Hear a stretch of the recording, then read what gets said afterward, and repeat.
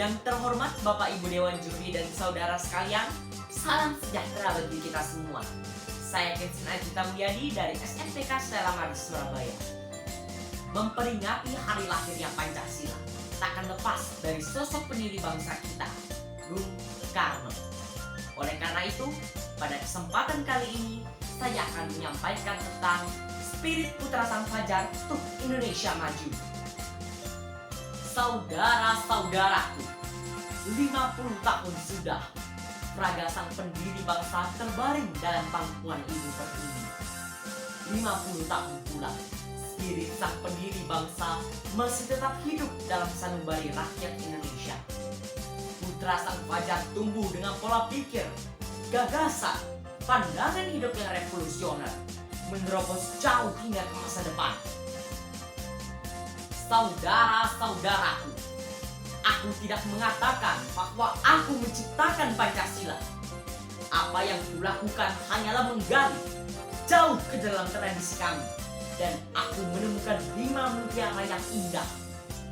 Bung Karno ingin mengungkapkan kepada kita bahwa pada hakikatnya Pancasila bersumber dari tatanan bumi Indonesia, tak terlepas dari budaya yang telah mengakar dalam keseharian masyarakatnya. Sejak awal, beliau telah memikirkan, merenungkan bahwa apa yang telah hidup lestari dalam sanubari rakyat Indonesia sudah seharusnya menjadi identitas kepribadian bangsa Indonesia. Memang tak mudah untuk menentukan landasan, ideologi, gagasan hukum yang dapat diterima seluruh kalangan dalam kultur Indonesia yang beragam.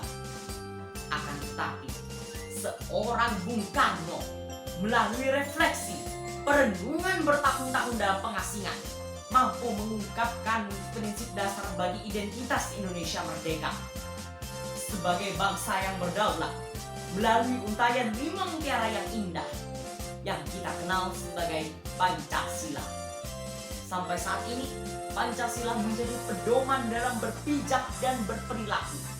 Pancasila menjadi ideologi negara yang mempersatukan segala kalangan menjadi satu.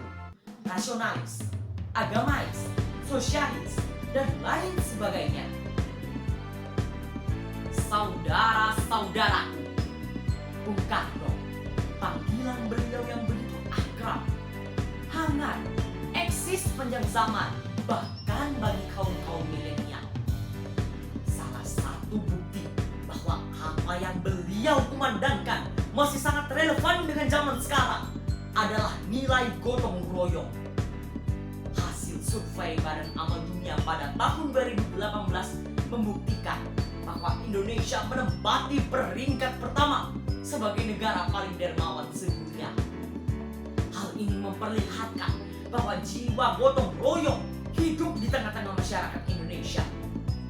Hal ini membuktikan bahwa jiwa gotong royong sebagai kristalisasi dalam nilai-nilai yang terkandung dalam Pancasila bersifat dinamis, bahkan lebih dinamis dari kekeluargaan. Gotong royong menjadi roh penggerak bangsa untuk mencapai Indonesia merdeka. Gotong royong memperkuat sendi-sendi kehidupan ekonomi, sosial, budaya, dan politik kita. Saudara-saudaraku, jangan pernah melupakan sejarah. Ini akan membuat dan mengubah siapa diri kita. Bangsa Indonesia ada hari ini tak terlepas dari rangkaian sejarah masa lalu. Untuk itu, sangat penting bagi kita sebagai generasi penerus bangsa untuk memahami secara konkret nilai-nilai yang terkandung dalam Pancasila, agar warisan yang luar biasa ini tak sekadar menjadi wacana, retorika belaka, agar jati diri kita sebagai bangsa dengan semangat gotong royong tak mengendap diterjang masa. Saudara-saudara, saatnya bagi kita untuk mewujudkan karakter gotong royong agar ikatan batin kita semakin menguat hingga solidaritas dan partisipasi setiap elemen warga negara semakin meningkat, terutama saat krisis ekonomi dan kesehatan akibat pandemi COVID-19. Jadikan spirit solidaritas nasional sebagai syarat mutlak untuk menghadapi tantangan pandemi COVID-19. Dengan spirit solidaritas nasional, kita dapat melihat bahwa kepentingan negara jauh lebih besar daripada kepentingan pribadi. Sehingga setiap warga negara dapat dengan sukarela mematuhi protokol kesehatan untuk mencegah penyebaran COVID-19. Teladanilah jiwa kebangsaan dan nasionalisme Bung Karno untuk membangun kembali ekonomi yang terseok-seok. Cintai produk dalam negeri agar produk UMKM dapat bertahan hingga roda ekonomi masyarakat Indonesia dapat terus berjalan. Pandemi COVID-19 memang mengubah banyak hal dalam hidup kita. Perkembangan bisnis digital, pendidikan digital, pembayaran digital tak luput dari efek pandemi COVID-19.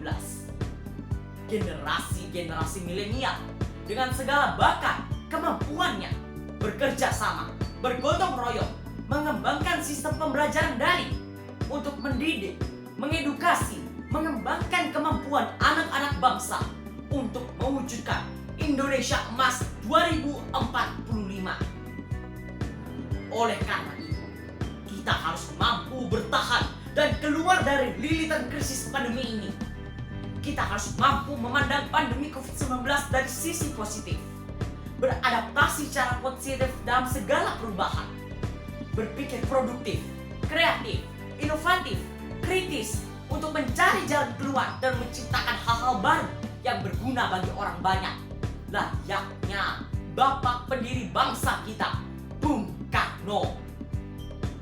Saudara-saudaraku, mari bersama-sama kita implementasikan nilai gotong royong dalam Pancasila untuk keluar dari lilitan pandemi COVID-19 dan mewujudkan Indonesia maju, makmur, sejahtera, merdeka!